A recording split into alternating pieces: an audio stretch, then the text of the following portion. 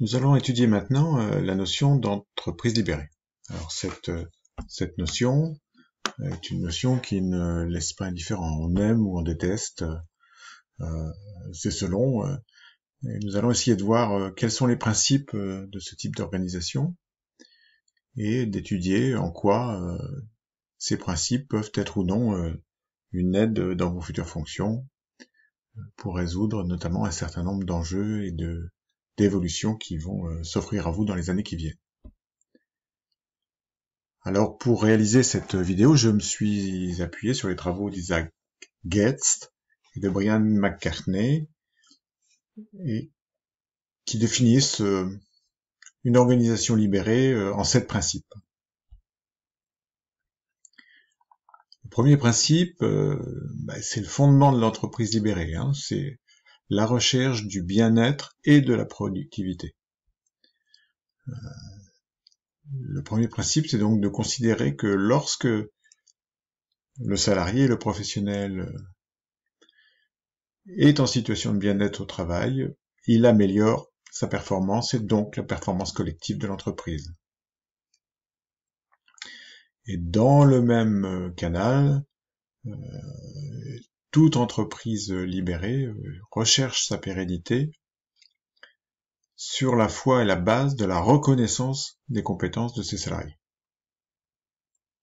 C'est donc le premier principe fondateur d'une organisation en entreprise libérée. Le deuxième principe, c'est que cette entreprise est portée par une vision définie par un leader, individuel ou collectif, mais qui est humble et charismatique. À l'opposé des leaders je sais tout, par exemple, et qui imposent leur vision. Donc, le leader humble et charismatique définit seul ou avec ses acteurs une vision et une stratégie qu'il partage avec les ressources de l'organisation.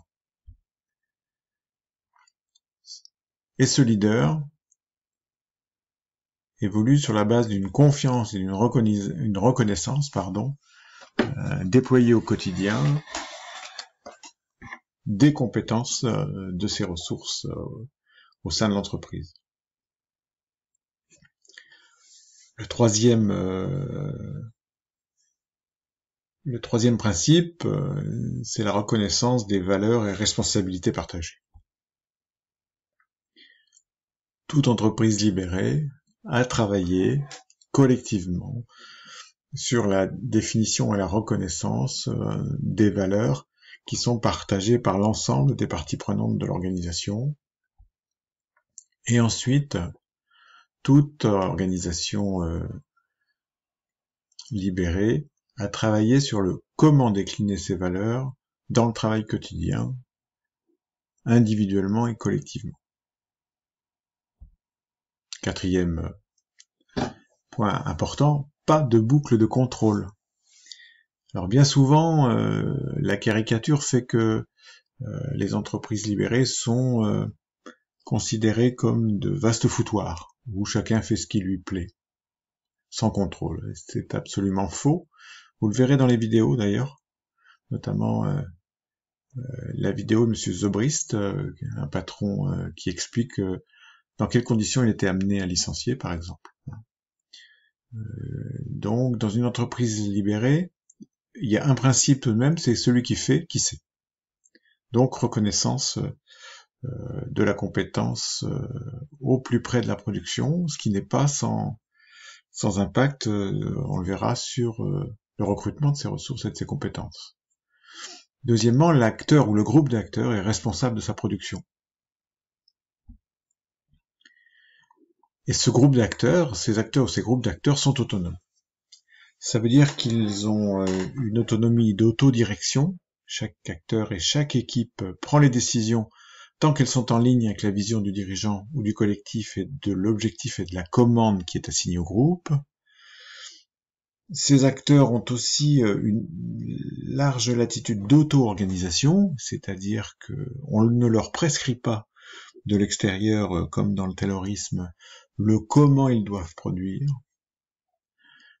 Ils sont auto-organisés, ils sont responsables des conditions de leur production. Et le troisième point qui est fondamental, c'est qu'ils ont une notion d'autocontrôle. Ce qui ne veut pas dire qu'il n'y a pas de contrôle. Mais les acteurs, dans l'entreprise libérée, déterminent les règles de contrôle et ils en organisent eux-mêmes les modalités de fonctionnement. Donc il y a bien des systèmes de contrôle. Ces contrôles sont effectués, mais ils sont effectués par les acteurs eux-mêmes. Le sixième principe, c'est le principe de subsidiarité. Le principe de subsidiarité, c'est l'inverse ou le complément de la délégation, c'est-à-dire que c'est l'acteur de terrain qui sait, mais il a le droit aussi de ne pas savoir sur tout ou partie d'une action à réaliser, individuellement ou collectivement d'ailleurs. Donc, ce n'est pas un souci dans une organisation libérée de ne pas savoir faire, par exemple. Le deuxième point, c'est que les décisions se prennent au plus près du terrain et que chaque acteur est fondé à prendre la décision au regard de son rôle et de ses compétences, mais il est aussi et surtout fondé à demander de l'aide à sa hiérarchie lorsqu'il ne sait pas ou qu'il est en difficulté. C'est ça le principe de subsidiarité, alors que dans le principe de délégation, c'est le N+1 qui décide de déléguer un certain nombre de tâches ou de responsabilités. Là, dans la subsidiarité, c'est l'acteur de terrain, lorsqu'il ne sait pas faire, ou qu'il pense avoir besoin d'aide, c'est cet acteur qui est fondé à demander de l'aide. Ce qui veut dire que dans ce principe, dans ces principes d'entreprise libérée, le septième point fondamental, c'est que la hiérarchie est au service de l'acteur, de la commande du client. Ce qui veut dire que les managers sont au service des opérationnels, que les opérationnels sont au service des clients, et que les opérationnels prennent l'ensemble des décisions qui concernent leur production, qui peuvent aller des achats à l'embauche, au licenciement, pourquoi pas, et que le manager, lui, voit sa fonction non pas disparaître, mais évoluer vers un soutien à la prise de décision des acteurs de terrain ou des collectifs de terrain, et à veiller à la cohérence de l'ensemble de l'organisation, et de toujours faire le lien entre la production et le sens qu'a cette production pour le collectif. Alors ces organisations libérées, comme je le disais en introduction, elles ne laissent pas indifférent, hein, on aime ou on déteste, elles ont des limites. Hein.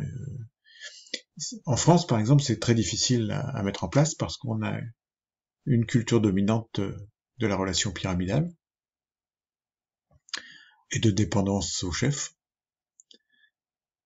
Le deuxième limite de l'organisation, ce sont les sources de stress et de surresponsabilité des salariés, puisqu'en fait, dans ce type d'organisation, les opérationnels sont en première ligne et responsables de ce qu'ils produisent, ce qui n'est pas forcément toujours confortable dans toutes les situations, même si c'est parfois et généralement source de sens et de bien-être au travail.